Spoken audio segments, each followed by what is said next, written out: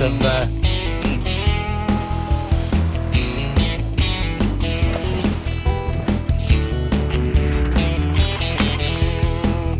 this particular fly is called a Dalber diver.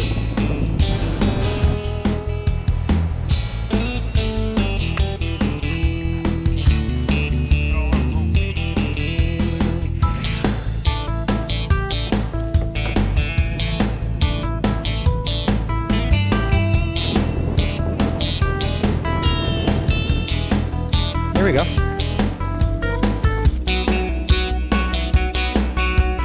Beautiful fish.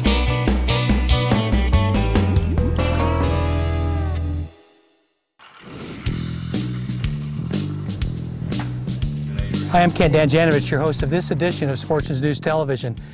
Myself and fellow pro staffer Kevin Orton are a little north of the border in Manitoba, Canada, at God's Lake, one of the most famous, world famous, big lake trout and northern pike lakes in all of the world. We're here with Elk Island Lodge, and we're expecting a great week of fishing for big northerns, big lake trout, big walleye, and if we're lucky, we'll get to do a fly out for some giant brook trout. So I know you're going to enjoy this edition of Sportsman's News Television.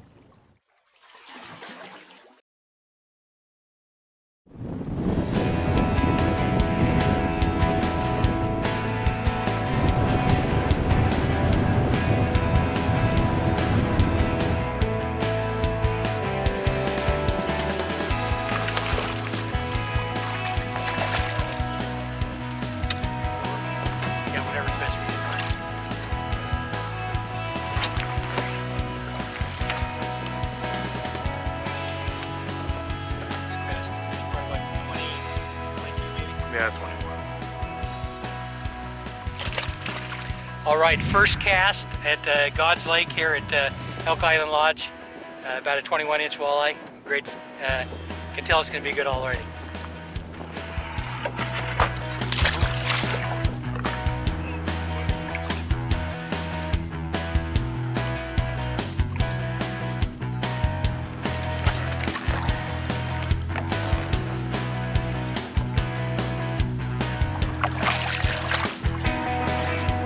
Five of diamonds. If you're coming to Manitoba with a couple of lures in your pocket, you want to make sure one of them is a five of diamonds. Second cast with the five of diamonds produces a not a bad pike. Could be in the high 20s.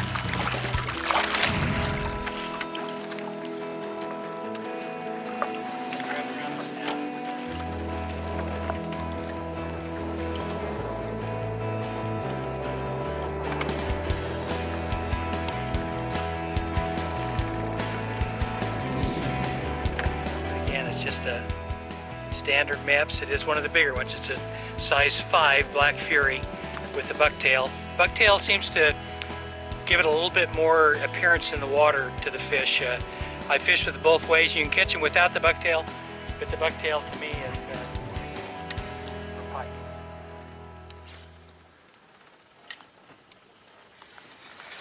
It's always nice to see the line spinning out of that reel.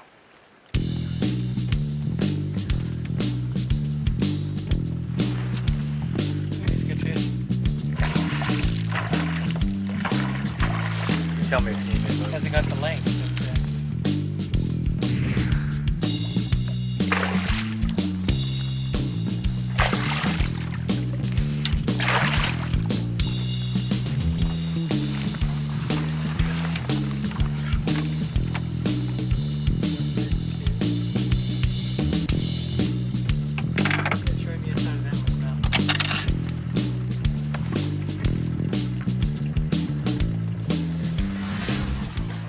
First afternoon here at Elk Island Lodge. Their schedule here is that you fly into Winnipeg the night before, and they leave the airport about 11:30, about an hour and a half flight, and you get here at their own landing strip here at Elk Island Lodge.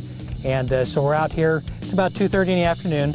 We'll fish till about in the 5:30 range, back in for dinner, and then You can go out after dinner also. Your guys will be happy to take you back out for a couple hours, and everybody's back to camp by around 10.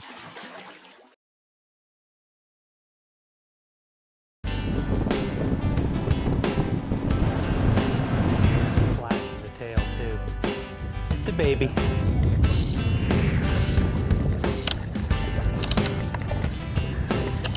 Those little ones hammer it so hard though. Fly's almost as big as their head.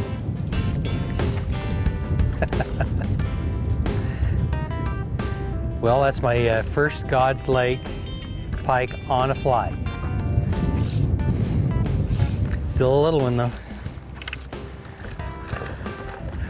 Yeah, he really hammered that one. You know, one thing you'll find out when you come to these different places throughout Canada and Alaska especially is that there are so many different ways to fish for the same type of species. You know, there might be guys here fishing with hardware. There might be people here that are fishing predominantly with fly fishing equipment. All those different ways are all productive. Some are better than others at different times, depending on the sun in the sky, the depth of the water, the temperatures of the water. All those different things you have to come prepared for. So at the Sportsman's News, although we do prefer fly fishing, we throw a lot of hardware too. And two of our companies that we really like to promote are MEPS. And they have, of course, their standard MEP spinners. This is one of the Cyclops models. Very effective, a little bit heavier, gets down a little bit quicker. And then, of course, there's one of the MEPS number 5 bucktails that are very effective on both walleye and especially northern pike. And so red and white's always good. Orange is very good. Chartreuse can be great at times. As you can see, we've got daredevils, black and white daredevils, red and white daredevils, 5 of diamonds are all great choices. And then in the fly fishing side, we like to tie our own streamers with quite a bit of flash in them. If you notice on this, there's always some flash in the fly. Green and orange is a good color. Red and white is one that you really can't go wrong with. Red and white, you've got that red in there that is portraying a wounded fish, which is a great attractor for especially northern pike. And this particular fly is called a Dahlberg diver. As you can see, it has a small wheelless attachment too, because what this is going to do is you're going to throw that out, and as you strip the fly back, it's going to dive down into the water. This is buck hair in front that's trimmed down, and that's what gives it its buoyancy. And as you strip it, it's going to dive down and then slowly work its way back up.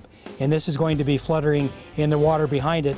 Again, a lot of flash, and this can be just a deadly fly at times if they're really in a feeding frenzy. So you'll be seeing us use this fly throughout the week off and on, along with all these other brightly colored flies, and even a few topwater poppers, and maybe some frog or mouse patterns also. One of the things with these strikes, some of them can be pretty violent, hard hits, and they range clear from there to just basically a stopping of your fly, and really more than a hard rod set. It's a set with your stripping hand. And so a lot of times when you see us setting the hook, it'll just be this movement rather than actually bringing the rod up. And a lot of times a combination of both. But anytime that fly stops, you feel any resistance, you set the hook. Another one. Holy cow. A little bit better than the last couple, I think. A little bit more of a tweener size. It's a little. Yeah, sometimes you can see those little ones come after you. Oh, you missed it. There he goes. Oh, I missed him. Oh, you got to be kidding me. I go through periods of time like that, I don't know why. Perfect, perfect, perfect, then worst possible. Again, look, I knew that I was missing those fish, and look, it broke off right there. There's no hook.